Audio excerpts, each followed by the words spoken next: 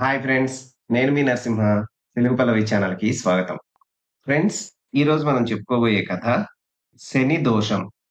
శంఖమిట్టల గ్రామంలో తిరుపతయ్య అనే వ్యక్తి చాలా వ్యాపారాలు చేసి ఏదీ కలిసిరాక బాధపడసాగాడు.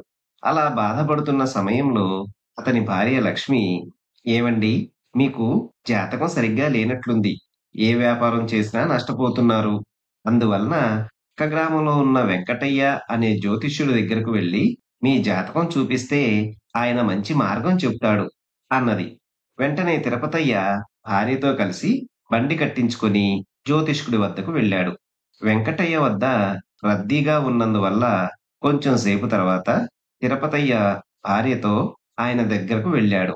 ఆయన ముందుగా తిరుపతయ్య జాతక వివరాలన్నీ తీసుకొని ఒక కాగితంపై కొన్ని లెక్కలు వేసి, "తిరుపతయ్య, నీకు ఏలిన నాటి శని నడుస్తుంది. అందువలన నీకు ఏ వ్యాపారం కలిసి రావడం లేదు" అన్నాడు. తిరుపతయ్య భయంతో, "అయ్యా, నేను చాలా కష్టపడ్డాను. ఈ శనిపీడ వదిలించుకోవాలంటే ఏదైనా మార్గం లేదా?" అన్నాడు. "అబ్బే! అది ఎవరి వల్లా కాదు.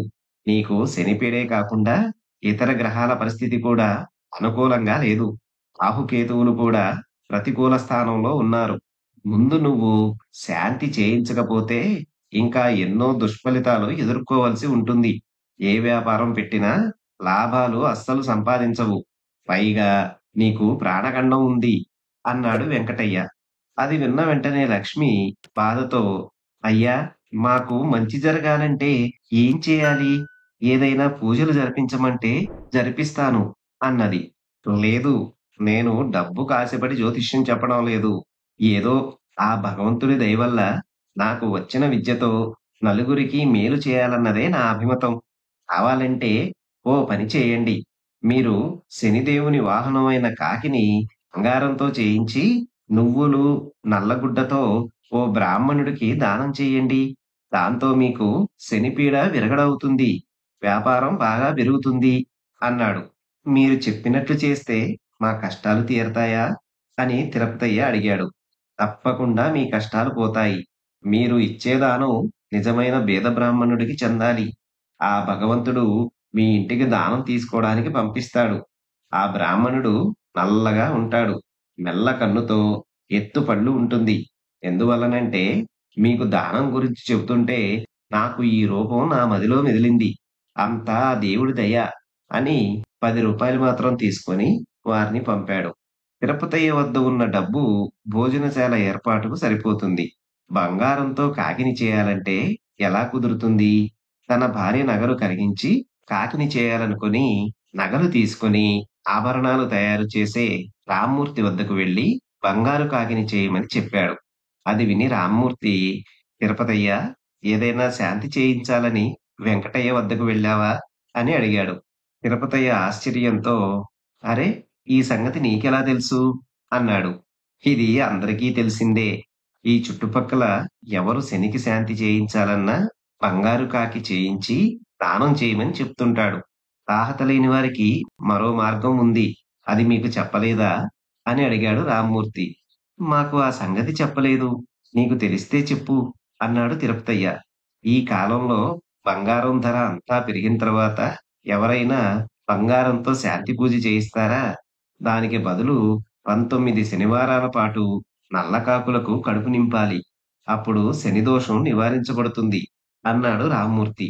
తిరుపతయ్యకు అది బాగా నచ్చింది. బంగారు నగలు భార్యకు ఇచ్చి వరసగా 19 శనివారాలు తాను ఉపవాసం ఉంటూ శనిదేవుడికి పూజలు చేస్తూ కనిపించిన కాకులకు తిండి పెట్టాడు. ఆ తర్వాత భోజనశాల ఏర్పాటు చేశాడు. సరిగ్గా ఆ సమయంలో పాత భోజనశాలలు 2 మూతపడడంతో తిరుపతయ్యకి గిరాకీ పెరిగింది. తిరుపతయ్య మంచి రకమైన వస్తువులతో నాణ్యత గల తిండి పెట్టడంతో గ్రామ ప్రజలకు బాగా నమ్మకం కుదిరింది. బాగా లాభాలు గడించాడు. పాత అప్పులన్నీ తీర్చేశాడు. సంతోషంగా జీవితం గడపసాగాడు. ఆ సమయంలో తిరుపతయ్యకి తనకి జ్యోతిష్యం చెప్పిన వెంకటయ్యని కలిసి కృతజ్ఞత తెలుపుకోవాలని ఆయన వద్దకు వెళ్లి జరిగింది చెప్పాడు. అది విని వెంకటయ్య కోపంతో, "నువ్వు బంగారు కాకి దానం చెయ్యకపోతే శాంతి జరగనట్లు లెక్క. ఇప్పుడు లాభాలు వచ్చిన తర్వాత నష్టం తప్పదు. వెంటనే బంగారు కాకి దానం చెయ్యి అన్నాడు. తిరుపతయ్యకి ఏమీ అర్థం గాక రామ్మూర్తి వద్దకు వచ్చి అంతా చెప్పాడు. రామ్మూర్తి పకపకా నవ్వి, ప్రస్తుతం నీ వ్యాపారం బాగా జరుగుతుంది కదా! ఎందుకు తిరిగి జ్యోతిష్కుణ్ణి కలిశావు? నీ వ్యాపారం బాగా జరగడానికి కారణం నీ కృషి. నీ జాతకంలో శనిపీడ ఉందో లేదో తెలియదు గాని, ఒక్కటి మాత్రం చెప్పదలిచాను. నీకేది రాసిపెట్టి ఉందో అది జరిగి తీరుతుంది. అంతా వచ్చి పనులు చేయించుకున్నట్టు శాంతి పూజలతో గ్రహస్థితులు మార్చుకోలేము. ఇక వెంకటయ్య విషయానికి వస్తే అతనికి జ్యోతిష్య శాస్త్రం అంతగా తెలిసినట్లు లేదు. ఎవరు కష్టాల్లో ఉన్నారని అతని వద్దకు వచ్చినా బంగారు కాకి చేయించమని చెప్తాడు. అంతేకాక ఆ కాకిని నల్లగా, ఎత్తుపళ్ళు, మెల్లకన్ను ఉన్నవారికి దానం చేయమని చెప్తాడు. ఆ వ్యక్తి ఎవరో కాదు, అతని అల్లుడే. పేరుకి జ్యోతిష్యం చూడ్డానికి రూ. 10 తీసుకుంటాడు. డబ్బులు ఇలా కాకి రూపంలో మీ నుండి దక్కించుకుంటాడు. ఇలా సంపాదించిన డబ్బులతో ఈ గ్రామంలో 5 ఇళ్ళు పైన కొన్నాడు. నాకు అతని గురించి తెలుసు కాబట్టి, నాకు తెలిసిన శనిదోష నివారణ నీకు చెప్పాను అన్నాడు. తిరుపతయ్య రామ్మూర్తికి మనసులోనే కృతజ్ఞతలు చెప్పుకొని అక్కడి నుంచి బయలుదేరాడు. పూజా ఫలం. రామాపురంలో రాధమ్మ, సీతమ్మ అని ఇరుగు పొరుగు వారు ఉన్నారు. సీతమ్మ దైవభక్తురాలు. ఆమె భర్త, కొడుకు కూలి పని చేసి తెచ్చి ఇచ్చిన డబ్బుతో ముందుగా కొంత పూజలకు ఖర్చు పెట్టి, మిగిలింది కుటుంబ ఖర్చులకు వినియోగిస్తూ, ఉన్నంతలో తృప్తి పడుతూ సుఖంగా జీవిస్తుంది. కానీ రాధమ్మ అందుకు వ్యతిరేకి. పూజలు, పునస్కారాలు మనిషికి తిండి పెట్టవు. ఉన్న డబ్బు తిండికి చాలకపోతే అందులో కొంత పూజ కొరకు ఖర్చు పెట్టడం పనికిరాని పని. మనిషి బ్రతకడానికి డబ్బు కావాలి. అది సంపాదిస్తే వస్తుంది. దేవుణ్ణి పూజించడం వల్ల రాదు అని భర్త తెచ్చిన డబ్బుతో పూర్తిగా మంచి వంటలు వండుకొని తింటుంది. రాధమ్మ వద్ద మంచి ఆవు ఉంది. దాని పాలు పితికి పక్కనున్న వారికి అమ్మి డబ్బు గడించేది. సీతమ్మకి సూర్యదేవుడంటే నమ్మకం ఎక్కువ.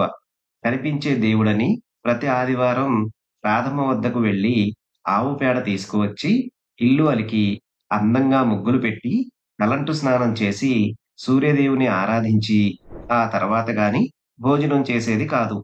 వర్షాకాలంలో సూర్యుడు రాకపోయేసరికి భోజనం కూడా చేసేది కాదు. రాధమ్మకి ఇది నచ్చలేదు.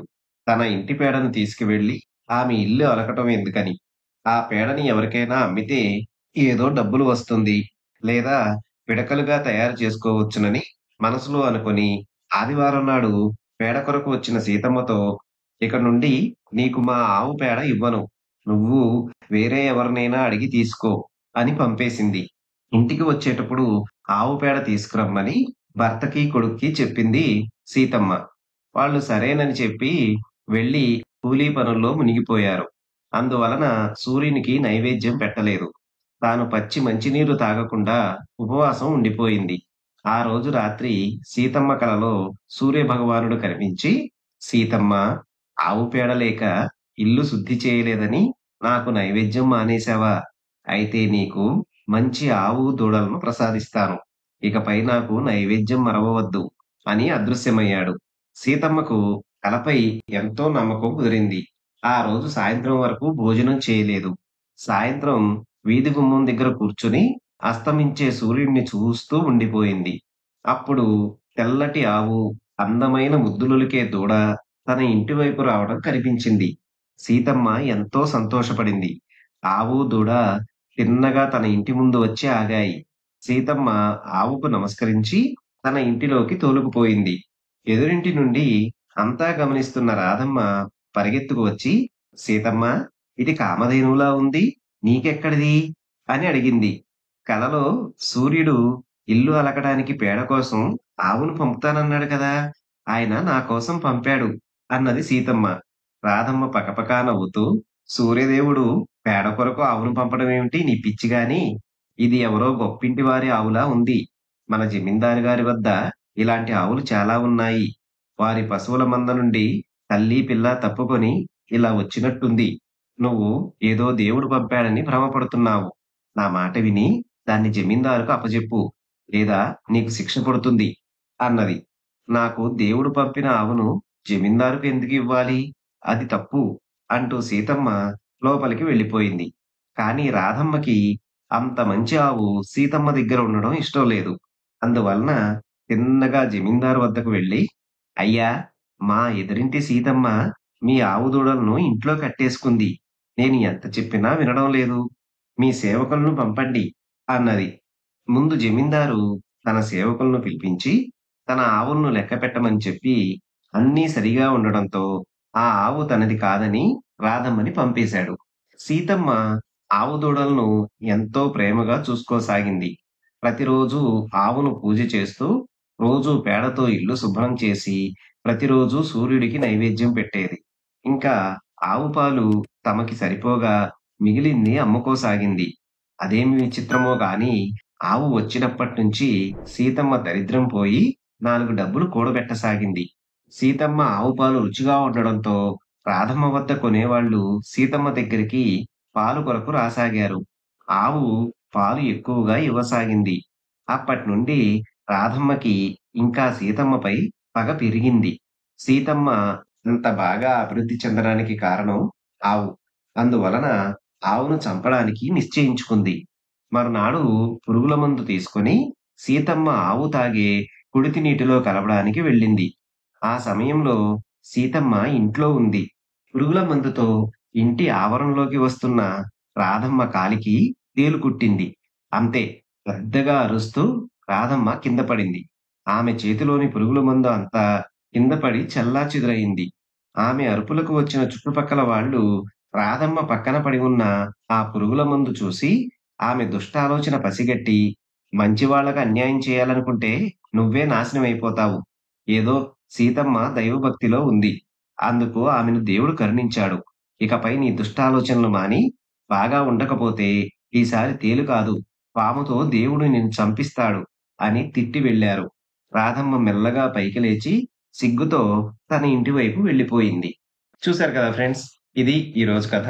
మరొక మంచి కథతో తదుపరి వీడియోలో కలుసుకుందాం. ధన్యవాదాలు.